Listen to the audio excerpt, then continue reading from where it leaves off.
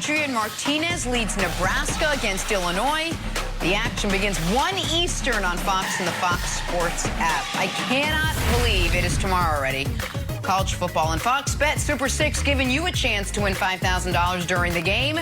Scan the QR code below, download the app for free, answer 6 questions about the game for your chance to win.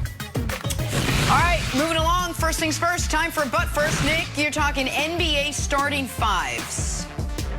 Yeah, so listen, there's this thing that has become very popular on Twitter over the last few years, which is you have tiers of guys, $5, $4, $3, $2, and $1. You have $15. Make your lineup, make your perfect meal, make your perfect vacation.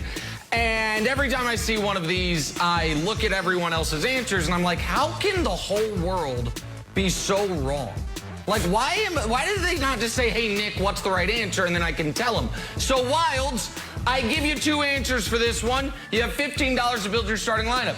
If you would like to build a lineup that can dominate in any era, you have LeBron playing the point for $5, Dame at shooting guard, then Kawhi. Those guys are bargains. Dame and Kawhi for $1 each. KD at power forward and Kareem at center. That's any era. Pre-3-point era, though. What if you're like, we're going to do it, we want to be able to travel back into the 1970s. Well, then you're going to go a lot of mid-range, a lot of defense. LeBron, Kobe, Kawhi, the wildly underrated Dr. J, and I considered letting Giannis play a small ball center, but you have Hakeem Olajuwon sitting right there. I don't want to disrespect the greatest international player in NBA history, Hakeem Olajuwon. Kevin Wilds, I would ask you yours, but it's not going to be as good. So just your thoughts on how good this one is. Okay, well, I have 2 thoughts. The fact that you're leaving Jordan out of this is slightly infuriating. Okay. That's the thing. He should be like $7. What do you want me to do? He should be $7 or $8. Maybe $9. Maybe $12. Maybe he should be 12. I wish there was. Jordan was $12. And then I also wish there was somebody that was just like 7 cents. Just because then you can load up, you're just like, and 7 cents. Just, who would be 7? I don't want to insult anybody.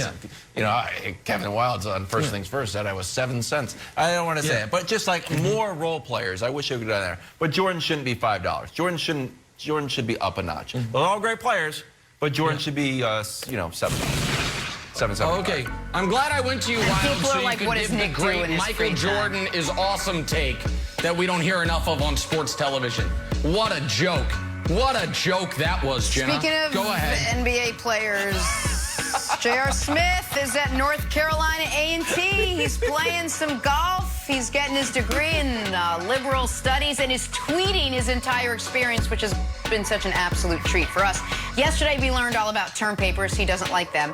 No one does. Today, we're learning about food. And so a fan asked JR, do you attend dining halls for meals or do you cook from home? JR responds, hey, I'm going to start learning how to cook. I'm way too old to not know how to do cook at least 2 or 3 meals. That's just lazy. Hey, JR, I agree. You should learn how to cook. So what easy college meals are we learning how to cook, JR? Ramen noodles, that's easy. Hot Pockets, Easy Mac. Perfect first-time, first-year college cuisine. No, says JR. What's JR cooking? Shrimp Alfredo. Who's making shrimp Alfredo? You got to saute the shrimp. You need a ½ pint of cream. You got to reduce it. You got to add pasta, cracked black pepper. There's Parmesan cheese with the grating. You have to use utensils and, like, ovens and stoves. You have to boil water. It's, like, ridiculously complicated. Ovens? Hot Pockets, JR. First meal, Hot Pockets. Ovens. Free advice from someone who really did college. Jenna, how are you making shrimp Alfredo? Where's the oven involved? What do you mean? I looked it up. I looked it up. What are you doing? The ovens, plural, she said. She had multiple ovens, like a true chef's kitchen. I got a lot of ovens. Jose Ramirez, heck of a game yesterday. 2 for 3, 3 stolen bases, 2 walks, 3 runs scored. Great job. Here's the best part, though, how he was accessorizing. A lot of guys wear different stuff in baseball. You wear a wristband, you wear maybe, elbow guard. You can maybe have a little bit of some adornments. That's what Jose went with. Picked out his favorite chain, which is, it looks lovely, like a nice pendant there. If we can zoom in a hair, it's a chain of himself wearing his chain. So congratulations, Jose. whenever you need a little confidence boost, you look down at a loved one, turns out it's yourself. I would flip the picture, though, so when you looked at it like that, you could see yourself. Or it could be a mirror. Mangini's got the same thing. Mangini's wearing the exact Under his same shirt, thing. though. I do. Under his shirt. That's excellent. Yeah. And his picture's flipped. We've got the pendant-wearing Eric Mangini with us this morning. Coach, time to draw a blank. Time to play drawing a blank. Do something with drawing a blank. We're talking about something Jadeveon Clowney said yesterday that had us all very eager to chime in today. The pass rusher taking a shot at offensive linemen. Clowney said, specifically on offensive guards, he said this: we love that matchup. We feel like they're the unathletic guys, that guard position. They're not real athletes down there, so they're just physical and maulers, but we try to get in there, create those matchups for certain guys, and hopefully we get some wins. All right, Nick, as a fitness guru, that is kind of the worst type of slander you can imagine, but let's just set that aside. Clowney's comments yesterday were blank.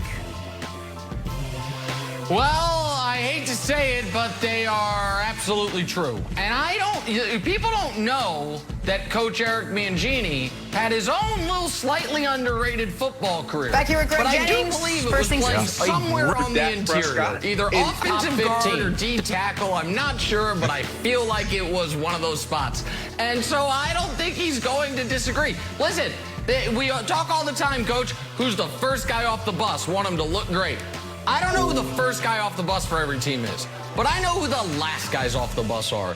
The, 28% body fat, probably, with some pretty bad breath, not that well coiffed offensive guards. That's fine. You need them to make your football team. Yeah, that's a good Wilds. Wilds gets upset with me at the bad breath thing.